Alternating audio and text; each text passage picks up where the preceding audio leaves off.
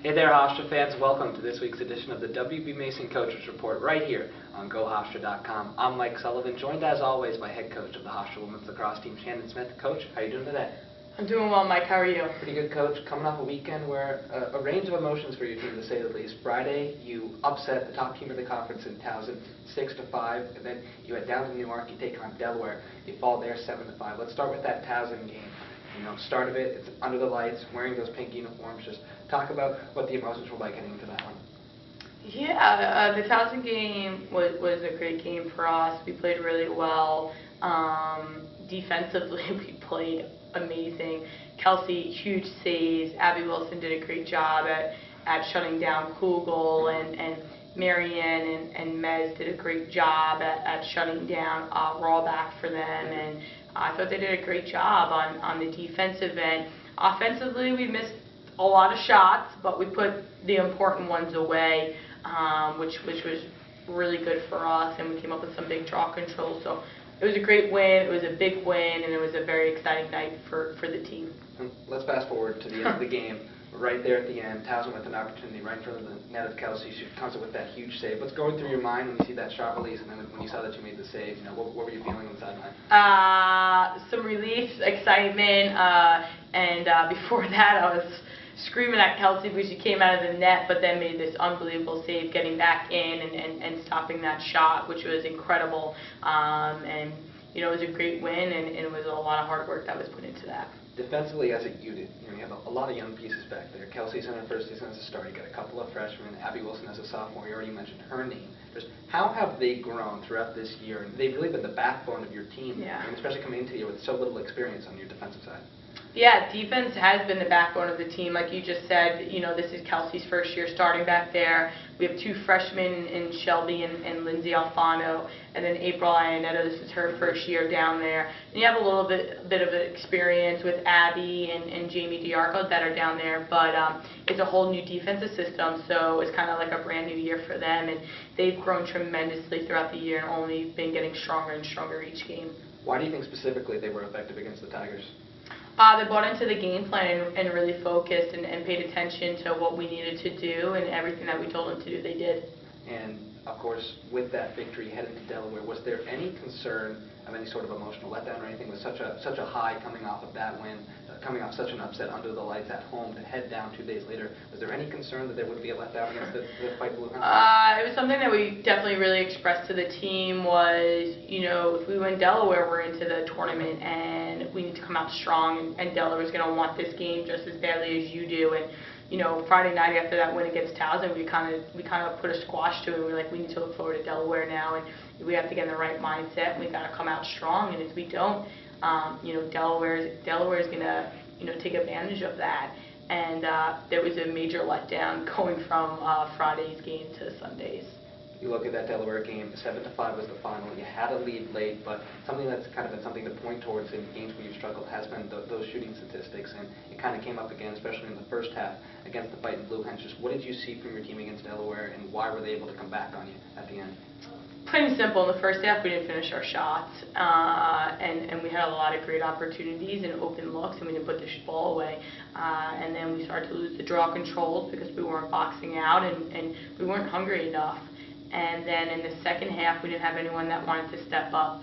I think defense played like 25 to 30 minutes of the second half on defense, and they did a great job for us and stayed extremely strong. I think in the second half, they let up 3 goals, and really only like 2 goals, because the last one was like when we were trying to get the ball back at the end of the game when we were pressuring out. And now it's time for people to have to want to step up on the attacking end, and we cannot have another letdown, because it's you win against Drexel, we extend our season. We lose, the season's over.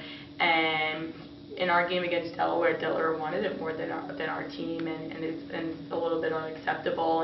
And hopefully we turn around this week and we get ready to go against Drexel, and we have people that want to step up. How can you establish that mindset of wanting people to step up? You kind of talked about it at the end of the James Madison game as well. Late in games, having somebody that has that confidence, you know, to take those big shots and create some big goals for you. Yeah, you know, we give our confidence a lot of players.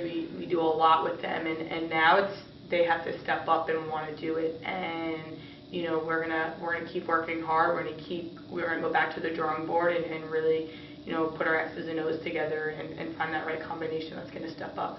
11 combined goals in the 2 games of this weekend. Heading into Drexel this weekend for your offense, is there anything you can change strategically, personnel-wise, to make some improvements this week in practice? Yeah, we'll get back to the drawing board and we'll work hard this week, and we're with them all week and we see what they are doing right and who's been stepping up for us during practice, and that's the thing, is people play really well, and then when we get in the game, they're not playing well. So we have to get back to the drawing board, and some of them are going to have to look within themselves and figure out how they can also improve themselves to make that change so they get ready to go for games. After this weekend, though, you still control your own destiny. With the win, you will qualify for the postseason. So what's the message this week in practice? How intense is this week going to be with your biggest game of the season coming up Saturday afternoon? Yeah, we're going to get back at it. We're going to work extremely hard like we've always been doing, and the team knows that we control our own destiny right now. I think they're excited about that, and there's not many times in life you get a second chance at something, and so we're really looking forward to that, and hopefully we can put it together for Saturday. Drexel as a team, 4-2, losses to JMU and Towson. They've beaten everybody else. Give us a little scouting report on the Dragons. Yeah, they're a tough, feisty team, very well coached. They run hard in the midfield. Attack-wise, they're doing great. Elise Madden for them is a great player. Kelly Horan is doing great for them as well in the midfield. So, they got some great players, and they got a great defense. It will be a challenge, and hopefully our team comes ready to play and steps up and accepts the challenge. You took on an opposing player, like a Kugel for Towson Friday. Do you take a similar strategy going up against Madden this weekend, arguably their top offensive threat? Yeah, we'll sit down and we'll look at what we have to do, and we'll come up with the best strategy possible for our team. But right now, for the first part of this week, the focus is on us, because we need to fix ourselves before we can worry about anyone else. In conference play, when they've won, Drexel has limited opponents to single-digit goal scoring. In the 2 games they've lost, teams have scored on them. So with that in mind, how important then is it for your offense to kind of fix some things, improve on some things, so they can put forth their best effort on Saturday? Yeah, if you look at any of our statistics, we don't have a problem shooting. Right. We get a lot of shots off. Our problem is finishing.